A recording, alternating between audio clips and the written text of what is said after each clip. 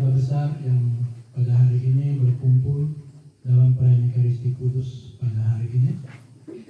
Suster, ketiga suster, dua suster ini dari Filipina, kalau satu dari Camplong. Jaraknya jauh juga, tapi dipersatukan dalam RPN. Umat sekalian yang hadir pada kesempatan ini, pada malam hari ini kita akan merenungkan sebuah tema di atas bacaan Injil, di mana saya memilih topik care and I don't care. Mungkin Bapak Ibu tahu care itu artinya apa. Ini ada suster just speaking English, jadi saya mau ngomong bahasa Indonesia saja, tapi dia saya ambil di judul Inggris. Saya juga baru ingat tadi ini. Care and I don't care. Ini tema kita pada malam hari ini yang mungkin dapat membantu kita dalam perjalanan hidup kita sehari-hari. Bapak Ibu saudara-saudari umat beriman yang terkasih di dalam Kristus. Di dalam kehidupan kita ada yang namanya harus kita care. Artinya kita bisa kompromi. Care yang saya maksud kita bisa kompromi. Misalnya yang kita kompromi, kalau anak kita berbuat salah misalnya, ya mungkin dia salah satu kali, orang tua bilang, lu salah lagi lu mati.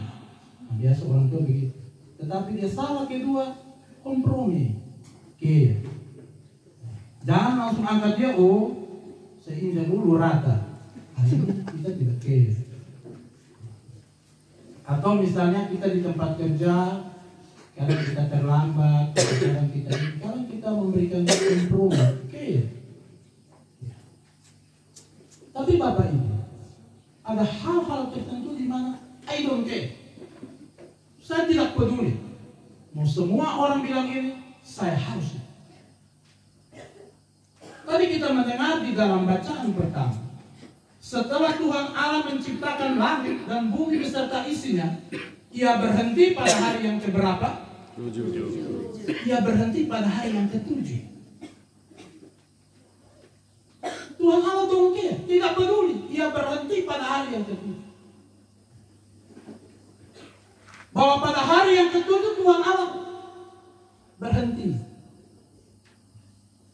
Yang dimana dalam tradisi Kristiani pada hari ke-7 itu sebagai hari Minggu, kita sekalian berhenti dan kita mengucap syukur atas seluruh pekerjaan, atas seluruh karunia yang Tuhan sudah berikan kepada kita. Itu kita I don't care. Jangan kompromi untuk hal itu. Ya, tapi dalam perjalanan sehari-hari Bapak Ibu, kita mau pikir itu babi keluar dari kandang, selepas dari kandang, biar nanti dulu. Ya, kita tidak pikir itu. Itu sudah kita care, kompromi. Itu sudah tidak benar. Itu tidak benar. Kita ada doa rosario, ada novena selama 9 hari berturut-turut. Tapi pas hari ke-9 orang undang kita ikut pesta nikah. Sabar dulu novena. Kita kompromi. Dalam pekerjaan kita, Tuhan Allah mengajarkan kita untuk jujur dalam bekerja. Tapi tiba-tiba ada orang yang datang, ini jangan ngomong terlalu detail. Kita semua pasti tahu. Au baru sih. Padahal sebenarnya I don't care. Tidak bisa.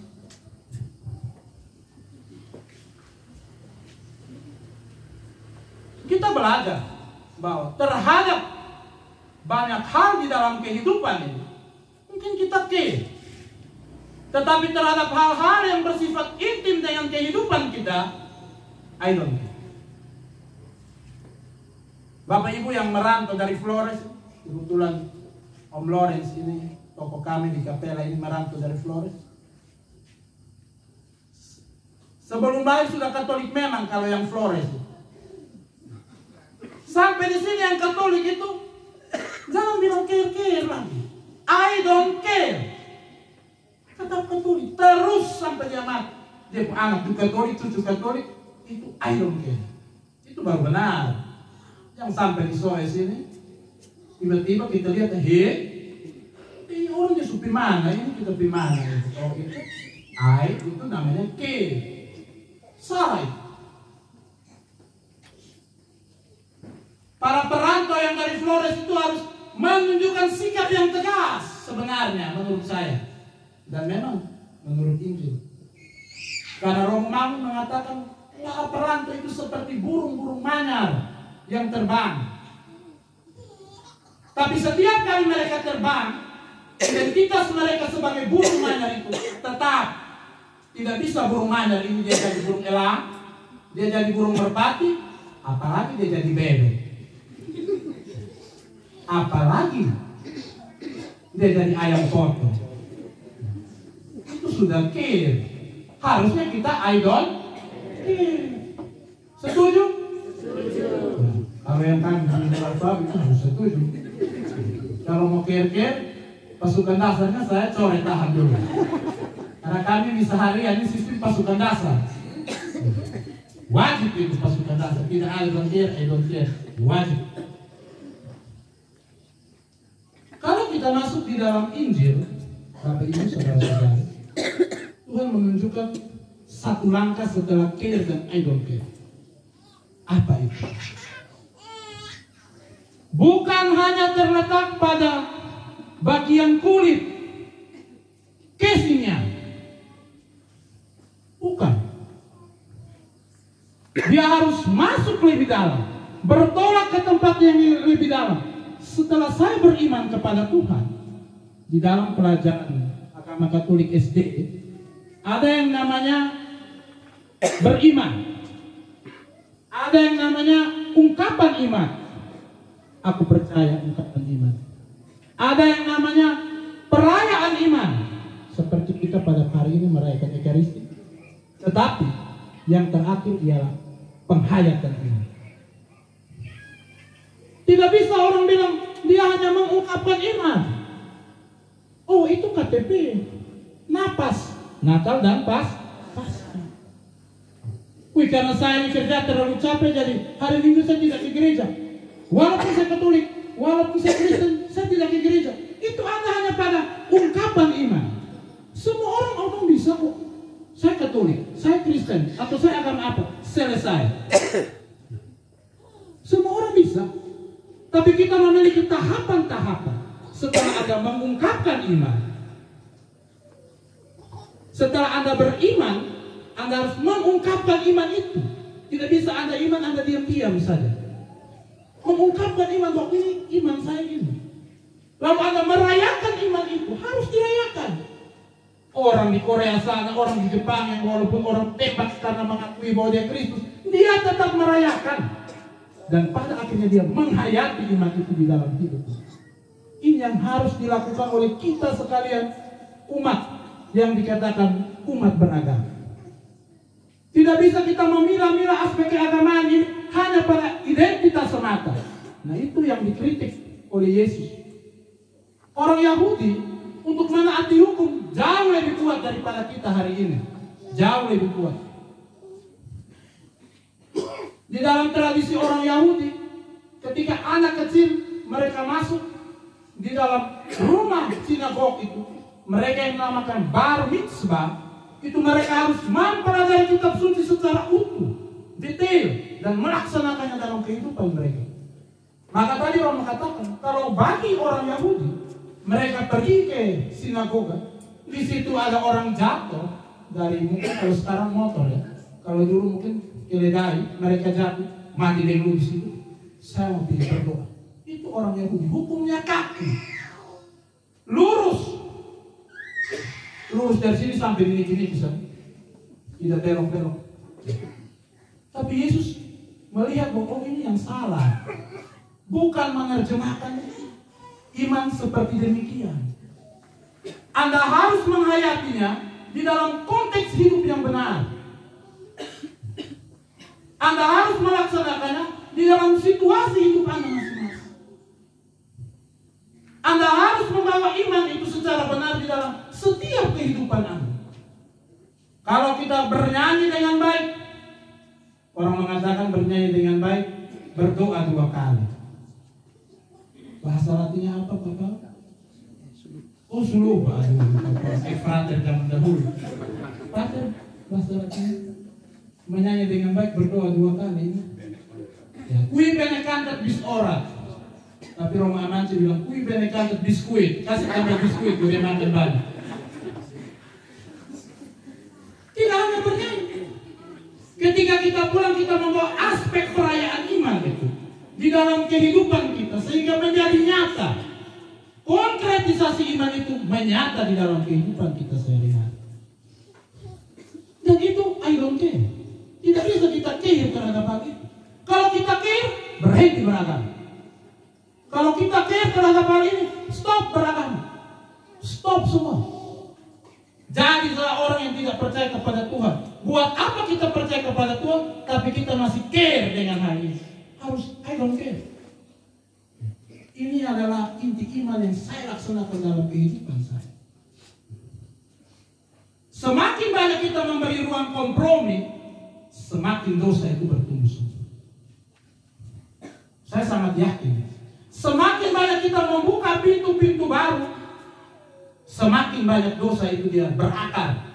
Dan ketika dia sudah berakar, sulit bagi kita untuk mengeluarkan. Itu yang Tuhan Yesus katakan, yang ini hanya bisa dikalahkan dengan doa. Doa terus-terus baru bisa keluar. Yang model ini hanya bisa dikalahkan dengan doa. Tapi saya lihat yang hari ini hadir ini yang model yang enak-enak semua. Jadi ini pokoknya aman sudah. Yang model begitu mungkin di Rusia dan di Ukraina, jadi mereka ada berperang.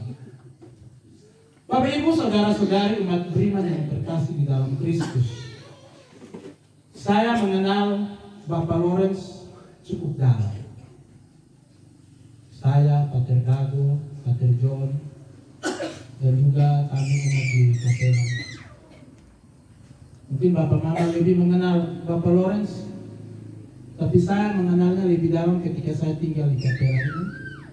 Mungkin kurang lebih 2-3 tahun yang lalu saya mulai tinggal di Kapela bersama beberapa umat. Kurang lebih kami sekarang sudah 12 KUB dan 5 wilayah di tempat ini. Dari yang pertama 3 wilayah, sekarang sudah 5 wilayah. Ada hal yang menarik dari Bapak Lawrence yang menurut saya dia benar-benar melaksanakan 4 aspek: mengungkapkan iman, beriman, mengungkapkan iman, merayakan iman, dan menghayati. Sebagaimana yang saya sampaikan di dalam homili pada waktu malam pertama atau pada waktu penguburan, tidak mudah, Bapak Ibu, tidak mudah bagi ASN zaman sekarang untuk mengatur waktu pekerjaan gereja dan keluarga. Tidak mudah, tidak mudah. Dengan tuntutan kerja yang begitu besar, orang bisa memberikan care kepada Tuhan, care kepada ini, care kepada itu, karena orang harus bekerja. Karena dengan bekerja orang harus. Tapi saya belajar dari orang tua kami yang sederhana. Saya juga tidak tahu bagaimana Bapak Lawrence mengatur waktu. Tapi Bapak Lawrence hampir selalu ada di gereja. Ini bukan omong habis Bapak Ibu semua langsung pergi gereja semua, tidak seperti itu. Itu berarti diberkati. Tapi hampir setiap kali mengarang. Dan ini bukan tempat bagi saya mengarang. Saya juga kadang bingung bagaimana Bapak Lawrence bisa mengatur waktu. Mungkin kalau kita yang lain mungkin pada hari Minggu ya Bapak Ibu, tapi kami di Kapela dalam 3 tahun terakhir bukan hanya hari Minggu. Mungkin dalam 1 minggu itu kan bisa hadir setiap hari. Apalagi kalau kami dalam musim mau Paskah, mau Natal, kami tiap hari di gereja, ke skala susah dong ini juga mungkin. Ya. Serius. Dan Bapak Lawrence yang orang tua ini, rambut putih, selalu hadir dan diusahakan dia bersama dengan kami sekalian. Ini ini adalah pribadi yang menurut saya cukup menjadi contoh dan teladan. Karena itu dari kami Kapela memang merasa sangat kehilangan dengan kepergian seorang tokoh bagi kami di Kapela ini. Karena kehidupan kami membutuhkan seorang figur. Karena dari figurlah orang belajar. Tentu figur yang paling utama ialah Tuhan kita Yesus Kristus. Tetapi nilai-nilai itu diturunkan melalui saudara-saudara sekalian, di mana daripadanya saya dan orang-orang lain bisa belajar. Yang kita pelajari itu ialah terutama yang I don't care. Kalau yang kompromi-kompromi itu orang tidak perlu belajar, dia bisa.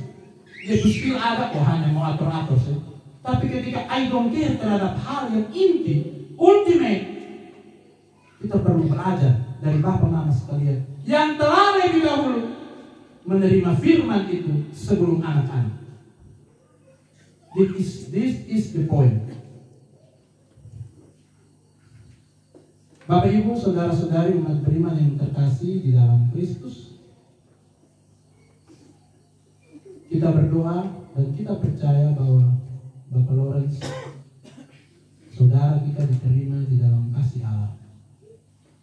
Dan semoga nilai-nilai luhur yang telah ditanamkan senantiasa dibawa oleh Om Uis, Mama, Adik Resen, dan semua keluarga.